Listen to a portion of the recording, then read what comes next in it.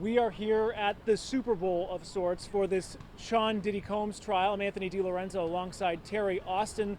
You have been in the courtroom every day of this trial, 7 weeks now, and we have just wrapped up closing arguments from the prosecution. How did they do? I think Christy Slavic did an excellent job closing that case. She was able to tie all of the dots together. I didn't think they would be able to do it because there was so much information. There were tons of emails, tons of texts, lots of witnesses, over 30 witnesses, and it's a lot of information. But the way she laid it out, she made it clear what all of the charges were. She put the elements of those charges based on what the judge is going to put into the jury instructions. And then she tied the witnesses and the evidence back into that in a way that that jury could understand. So A+, I mean, it could have been a tiny bit shorter. 5 hours almost. Correct. So I, take a little bit off the score. So maybe A minus, because it was a little bit long. But I've got to say, the jury was attentive. They stayed awake. They didn't seem bored. So it worked well. Well, it is a fascinating case, and there have been fascinating people on the stand, and we were able to just relive all of that testimony in a very methodical and PowerPoint presentation, essentially, is what it was, to connect all of the dots for this case. So you have been kind of skeptical about the RICO charge as we've been talking throughout the weeks, but has that changed in your mind after today? Yes, it did. And it's because she was able to bring in those co-conspirators.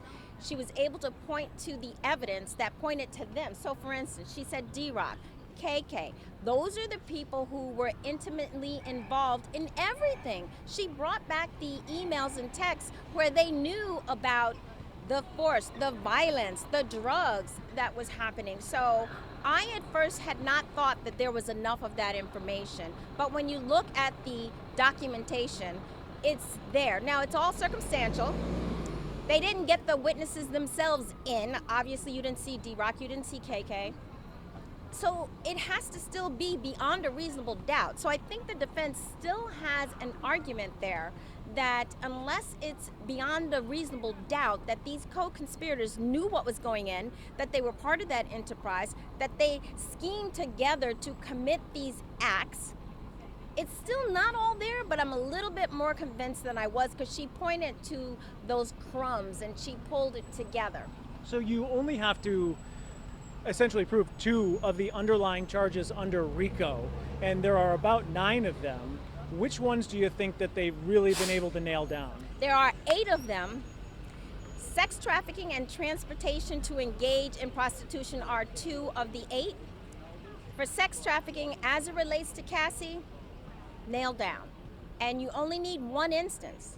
You don't need all 20, 30, 40 instances of those. Of her being sex trafficked. That is correct. So even if you look at that March 5th, 2016 incident, where you have the video at the Intercontinental Hotel where they were in the middle of a hotel night and he yanks her, throws her down, kicks her, even if that's the only one, that's the sex trafficking. Then they'd have to have 1 other, okay?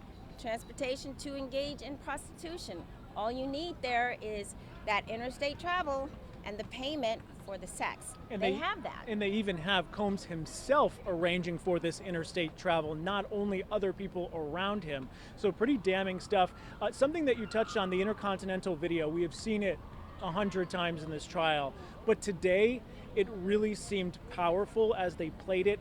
The entire courtroom was dead silent. The family members of Diddy, his mom, who wears sunglasses every day, took off her shades. She was craning her neck to try and catch just every bit of that video that we saw that really seemed to nail down that sex trafficking argument. So that was a very interesting and powerful point. The other thing that there was an underlying theme for the prosecution was he wouldn't take no for an answer. That was kind of the title of their book. That's right. If she said that once, she said it at least 10 to 12 times, maybe more. I was going to count, but then I lost count.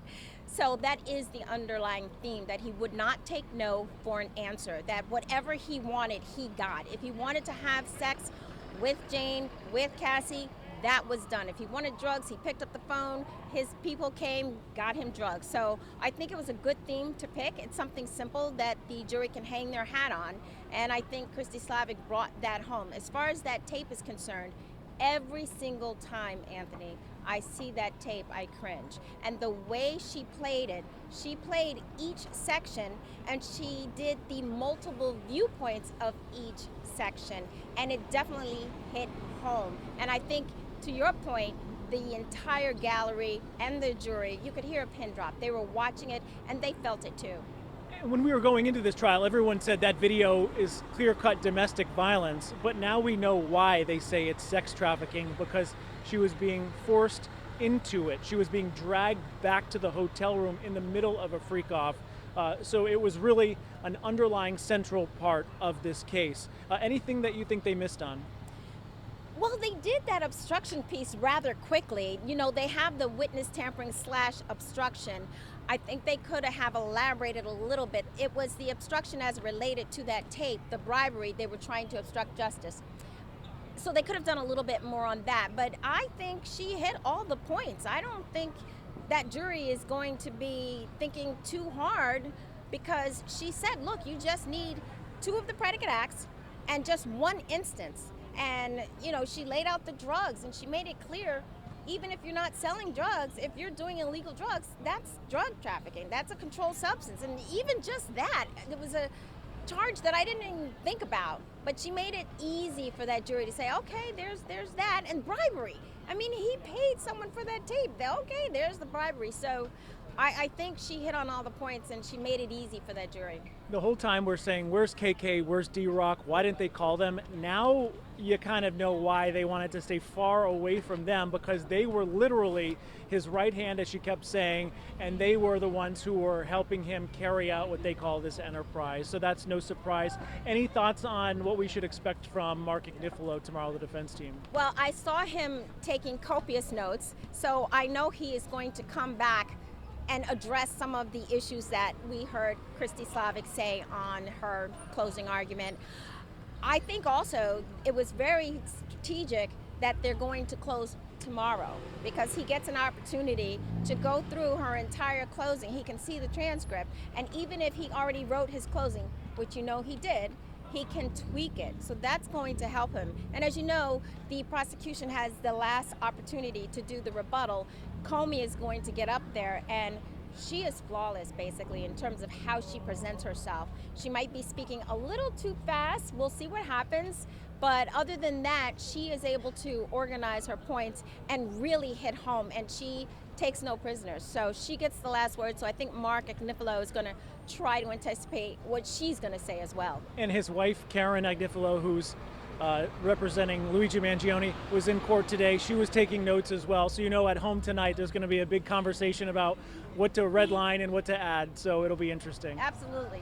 All right, Terry, thank you so much. We'll be back here tomorrow, and I'll get your verdict sheet tomorrow after you've seen the defense. Perfect. Sounds good. Thank you. Thank you.